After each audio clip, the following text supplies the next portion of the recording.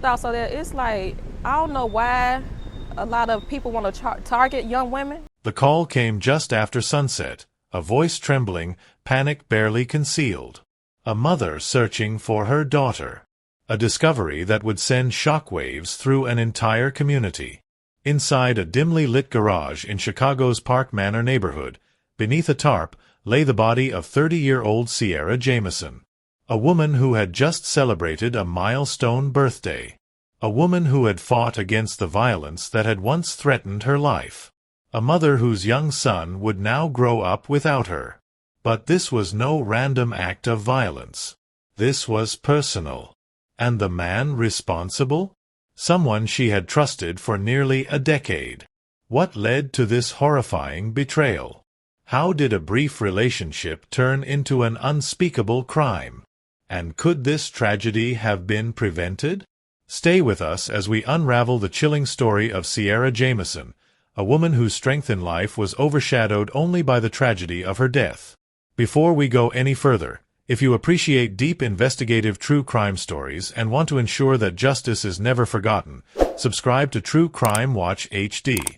We uncover the stories that matter, and your support helps keep these stories alive.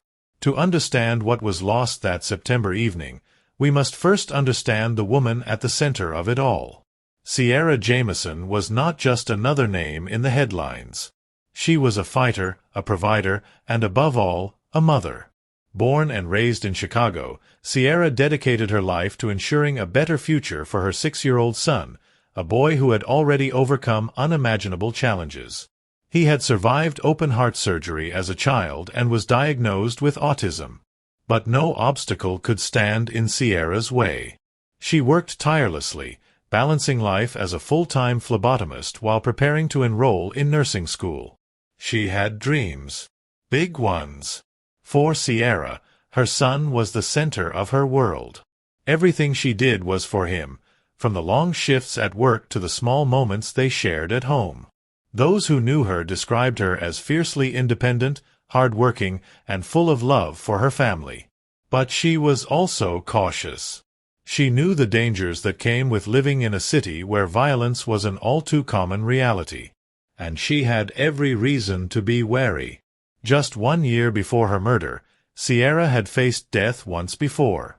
It happened on an ordinary day, one that should have ended like any other. Sierra had stopped at a gas station to fill up her beloved Jeep Wrangler, a car she had bought as a reward for her own hard work. But as she stood by the pump, a man approached. He held a knife. He demanded her keys. For many, this would have been a moment of surrender. But Sierra was different. She refused. She assessed the attacker, noticed his nervous demeanor, his unsteady hands. And then she fought back. With the help of 2 other women at the station, she forced the carjacker to flee. The man was later arrested and sentenced to 4 years in prison. Sierra had won. But something about that encounter stuck with her. A month before her death, she spoke openly about her experience in an interview with CBS Chicago. She wanted to raise awareness about the violence that disproportionately targeted women, particularly black women in America. "I don't know why people think we're easy targets," she said. "Maybe because we're women. Maybe because they think we'll give up easier. But I wasn't going to let that happen to me." She had survived once. But she would not get a second chance. Sierra had known Lawrence Curtis Boyle for years. On the surface, he was just an older acquaintance, a man she had once considered a friend. But in August 2023, their dynamic changed. Boyle confessed his feelings for her, proposing the idea of something more. Sierra was hesitant, but she saw no immediate danger in exploring a relationship with someone she had known for a decade. She believed she was making a safe choice. She was wrong. What started as a brief romance quickly turned suffocating.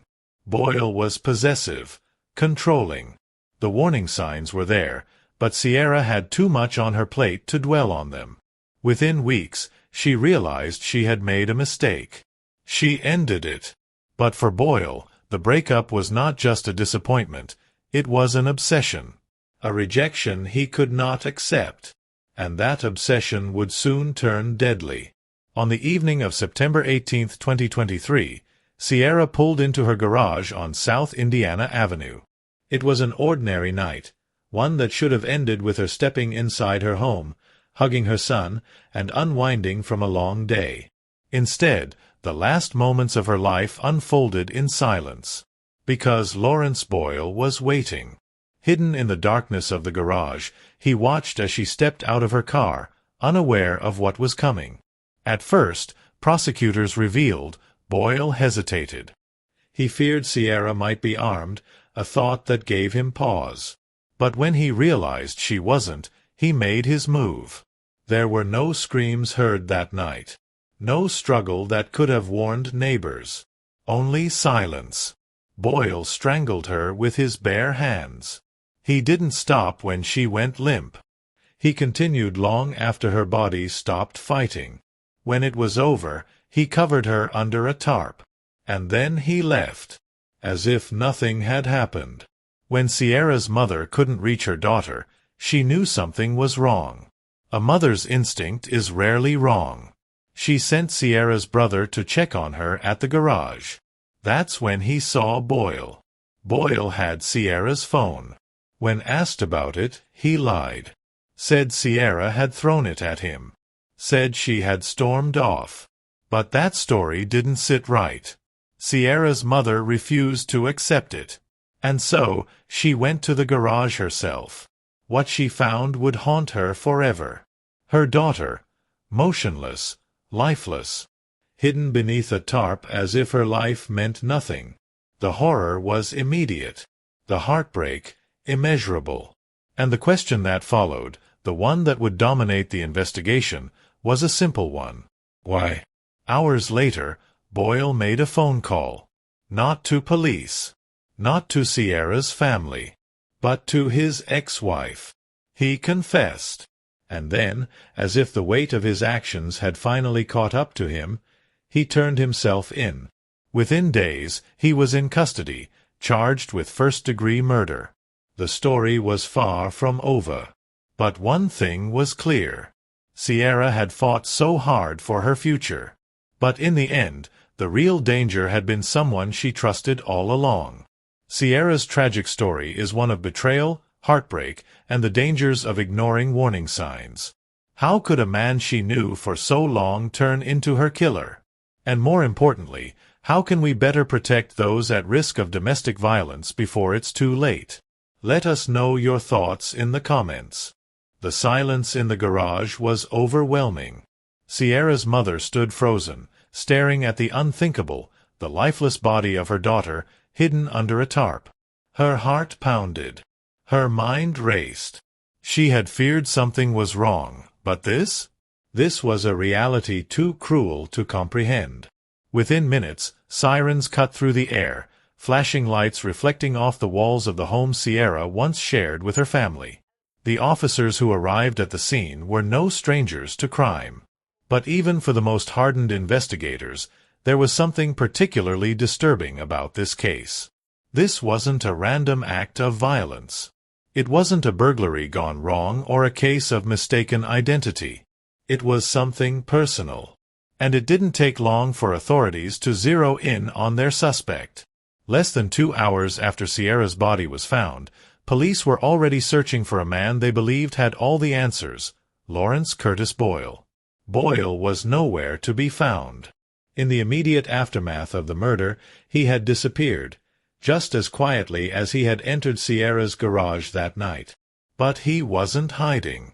Not really. Instead, he made a call. A call that would become a key piece of evidence in the case against him. He reached out to his ex-wife. His voice was calm, almost detached, as he uttered the words that would seal his fate. I did it. I killed her. The confession was chilling. And the moment his ex-wife hung up the phone, she did what Boyle likely didn't expect. She called the police. Boyle had given himself away. But there was still one major question left unanswered. Why? 2 days after the murder, Boyle made a decision that stunned even the investigators on his case.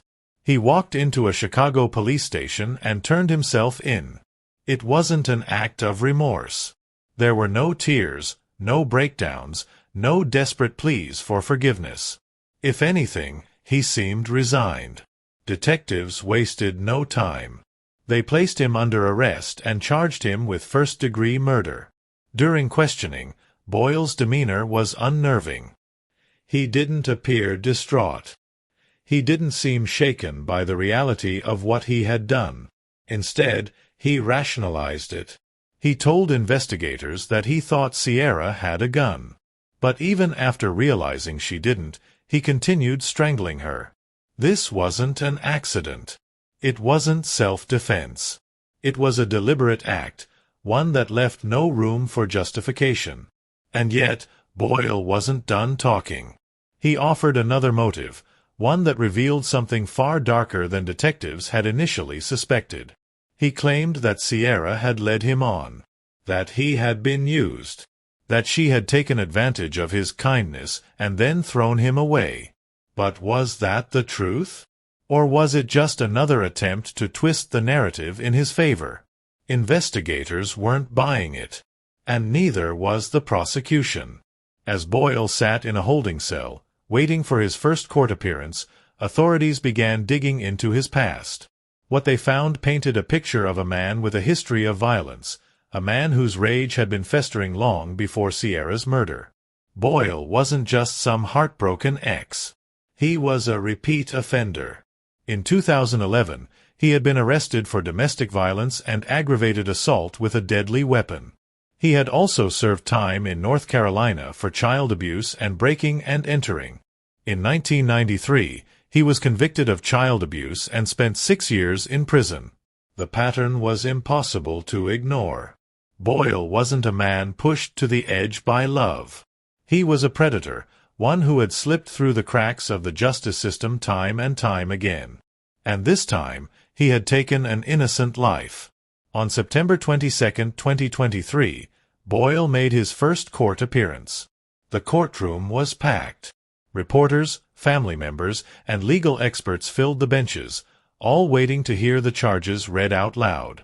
As he entered, shackled and wearing a blank expression, the room fell silent. For those who had never seen him before, Boyle's demeanor was unsettling. He wasn't nervous. He wasn't apologetic. He was calm, almost as if none of this had ever happened. As the judge read the charges, first-degree murder with no possibility of bail, Boyle rocked slightly in his chair.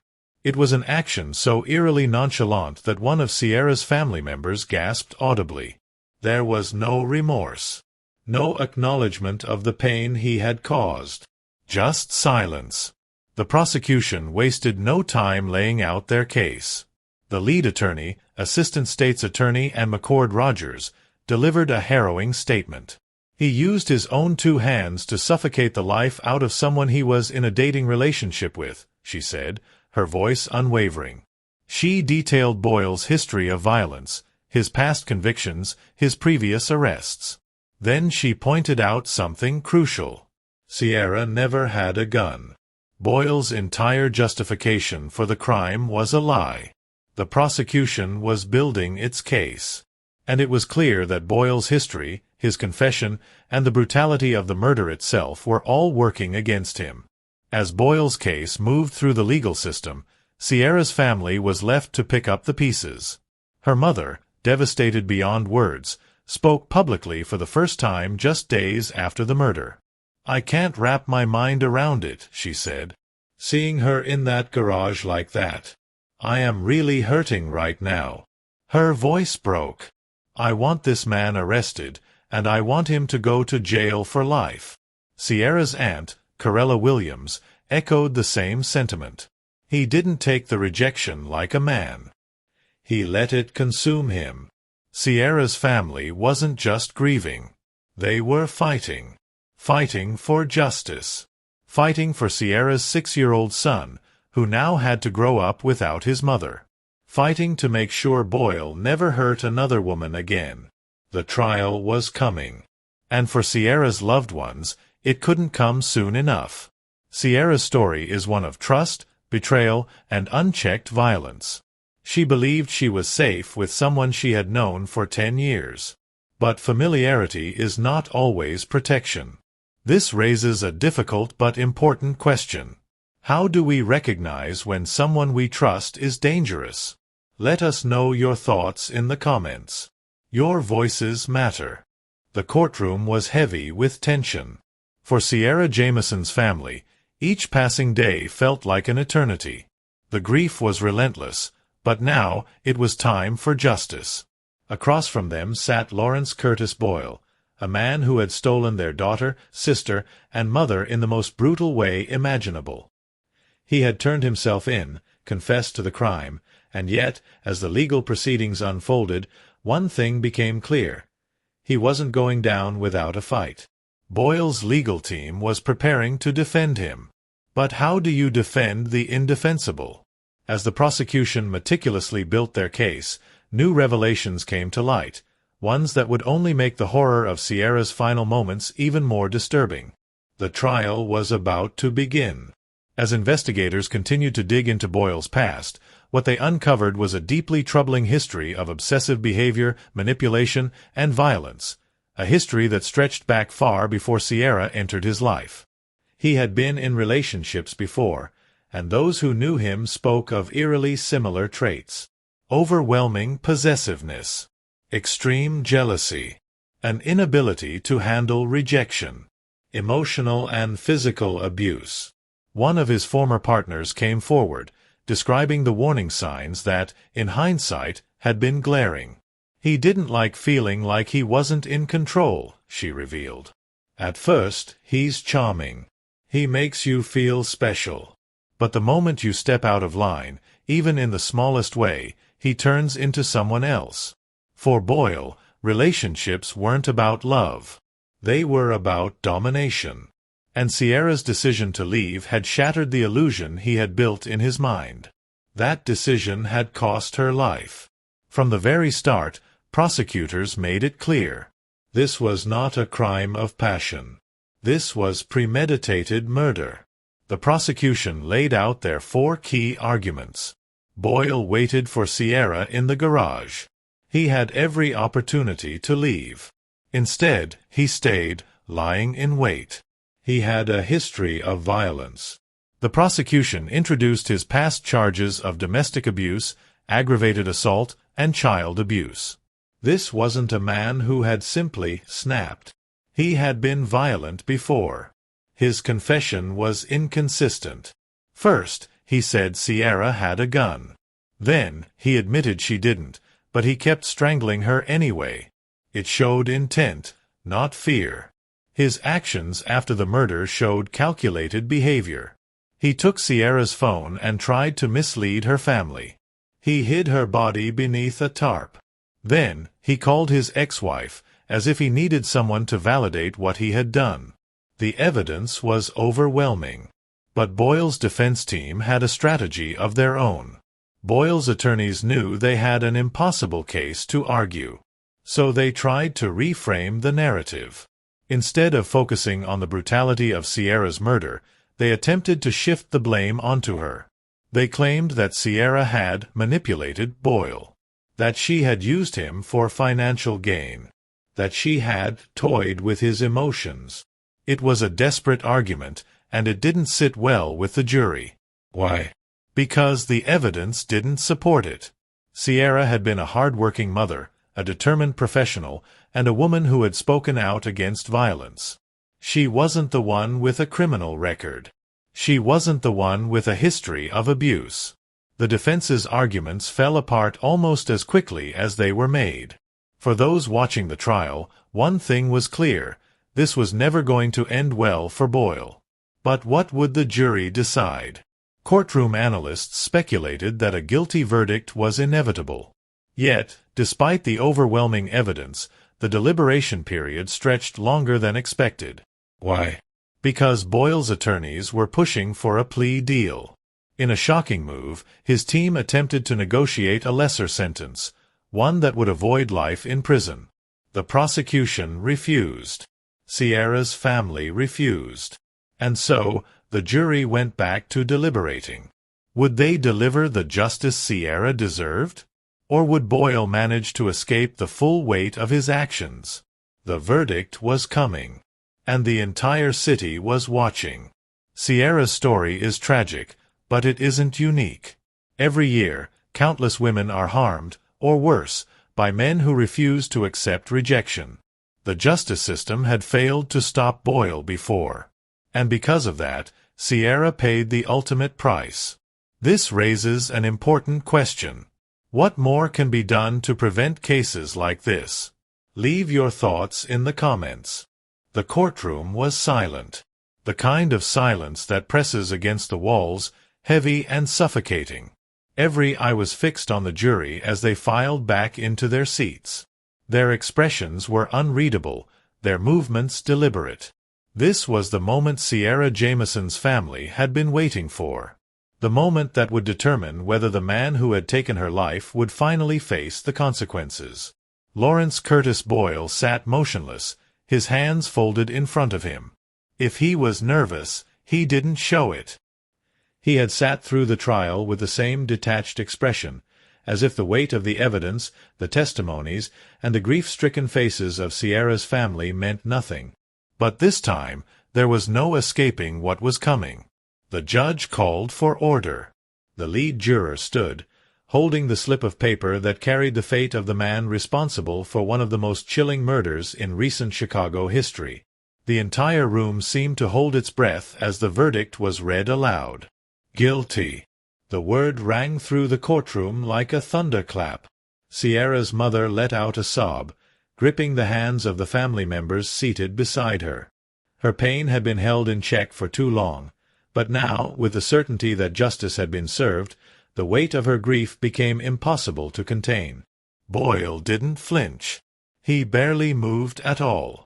It was as if, even now, he refused to accept the reality of his own downfall. The prosecution had built a case so airtight that his defense team had been left scrambling for anything to latch onto. But in the end, it hadn't been enough. The judge wasted no time. This was not a case that called for leniency. The brutality of Sierra's murder, Boyle's disturbing lack of remorse, and his long history of violent behavior made it clear that he posed a danger to society. There would be no second chances. As the sentencing phase began, Sierra's family took the stand to deliver their victim impact statements. Her mother's voice trembled as she spoke about the daughter she had lost, the emptiness that now filled their home, and the 6-year-old boy left without a mother. She described Sierra's dreams, her determination, the way she had fought through every challenge life had thrown at her, only to have her life stolen in an act of senseless violence. Sierra's aunt followed, her voice sharp with pain and anger. She spoke about the betrayal, the way Boyle had hidden behind a mask of friendship for years, only to reveal himself as a monster when Sierra decided to walk away. The heartbreak in her words was raw, but so was the fury. The judge listened, his expression grave. When he finally spoke, his words were deliberate and unwavering. He condemned Boyle's actions, stating that this was not a crime fueled by passion or impulse but by control and entitlement. There had been no moment of regret, no last-second hesitation, only a calculated decision to take a life that was never his to take. Then came the final ruling. Boyle was sentenced to life in prison without the possibility of parole. A finality settled over the courtroom. It was the only outcome that could provide even a sliver of justice for Sierra. Outside the courthouse, news cameras captured the faces of those who had followed the case from the beginning. Reporters spoke in hushed, serious tones, recounting the details of the verdict. Social media erupted with discussions about the case, with many pointing to the deeper issue it represented, the epidemic of violence against women, particularly those who dare to leave abusive relationships. Sierra's story was not an isolated tragedy. It was part of a pattern, one that played out in courtrooms across the country far too often. Boyle was not the first man who had taken rejection as a personal offense punishable by death, and he would not be the last. Her death reignited conversations about domestic violence and the warning signs that often go ignored. Advocacy groups spoke out, emphasizing the need for stronger protections for women in abusive or controlling relationships. There were calls for more resources, better intervention strategies, and harsher penalties for those with histories of violent behavior. But no matter how much change the case inspired, one truth remained: Sierra was gone. Her son would never hear his mother's voice again, never feel her arms around him, never experience the warmth of her love as he grew up. The reality of her loss settled deep into the hearts of those who had known her. The grief did not end with the sentencing. In the months that followed, Sierra's family worked to ensure that her memory lived on. They turned their pain into action, establishing initiatives to support single mothers and victims of domestic violence. Fundraisers were held to provide for her son's future, ensuring that, even in her absence, he would have access to the opportunities Sierra had always dreamed of giving him. Her story became a rallying cry, a reminder of why silence was never an option when it came to warning signs of abuse.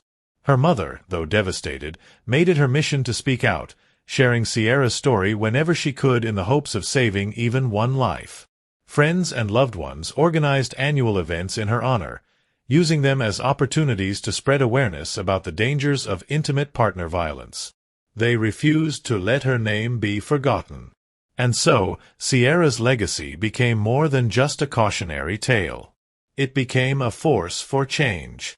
Sierra's murder was not inevitable. It was preventable. The signs were there: the history of violence, the obsessive behavior, the inability to handle rejection. Too often, society dismisses these warning signs until it is too late. This case forces us to ask a question that is uncomfortable but necessary. How many more lives must be lost before we take these threats seriously? Sierra did everything right. She fought for herself, for her son, for her future.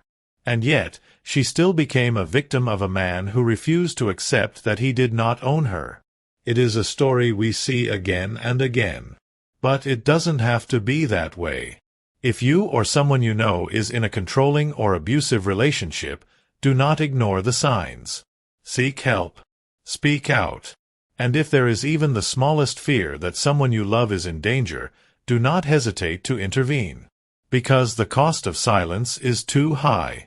Sierra's story should not be repeated. Let's make sure it isn't.